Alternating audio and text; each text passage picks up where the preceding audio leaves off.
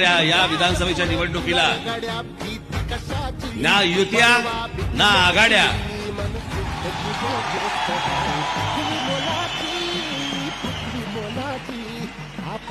आपण स्वतंत्रपणे महाराष्ट्राला सामोरे जाणार आहोत। मी तुम्हाला नक्की सांगतो की येणाऱ्या विधानसभेच्या निवडणुकीच्या निकालानंतर महाराष्ट्र नवनिर्माण सेना हा सत्तेमधला पक्ष असेल, आपण एवढं लक्षात ठेवावं। ज्या लोकांनी आपल्यावरती आशा अपेक्षा ठेवलेल्या आहेत त्या सर्वांना आपण उत्तम महाराष्ट्र घडवून दाखवू, एवढीच फक्त माझी मनापासून इच्छा आहे। मी पहिल्याच माझ्या सभेमध्ये सांगितलं होतं की जगाला हेवा वाटावा असा महाराष्ट्र माझ्या हातून घडावा, एवढीच फक्त माझी प्रामाणिक इच्छा आहे।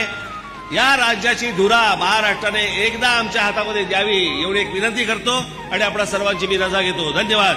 जय हिंद, जय महाराष्ट्र।